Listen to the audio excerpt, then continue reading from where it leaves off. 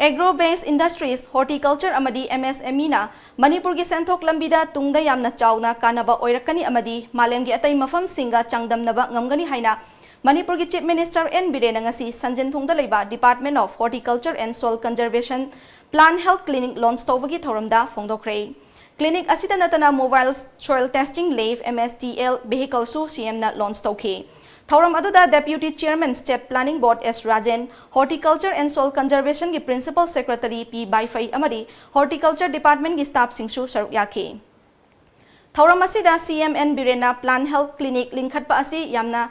thagat ningai ni longmi sing na pothok puthokpa matamda thengnariba awaba sing makhaidi yariba makhaidi kokpa ngamlagani haike. Mamang dasu agriculture ki sector da hena pothok puthok na bagi damak double amadi triple cropping tawnaba maru marang sing yenthok khiba leikre haiki. Masida longmi sing nasu masigi kanaba sing asi lobiu amadi department nasu lorok pantha yora abanina thabak asi athuba matamda haunaba hotnabiu haike. Manipur gi longmi ichilinau sing nasu self sufficient oinaba kanna hotnaminasi haike. CM na makha taraduna ngarang Thobal gi quarantine center amada inmate sing na chathakiba thawong adu yamna barbaric oiba thawong ni amadi akan mamong da condemn tawi makha tana atopa quarantine center sing dasu inmate sing na makha tana adung mathawong sing chathabigano.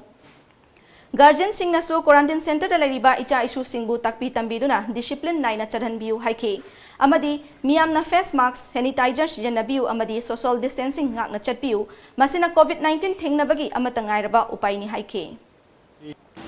Plant health clinics masi amaru oiba di kayo na kana ekhoi indigenous oiba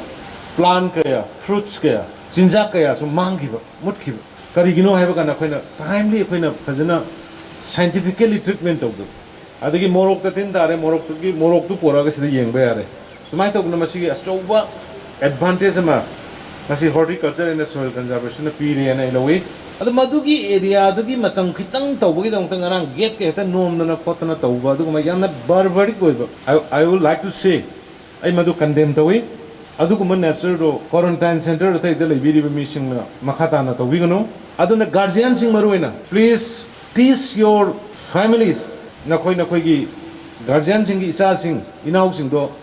phajuna takpiu tambiu discipline na maintain tawiu ngasi bawda government na honor ribase 35,000 tha ani da accommodation transport porokpa madudagi mu train dagi bus ta porokpa bus ta porakanda mu magi district ta thaba natna mu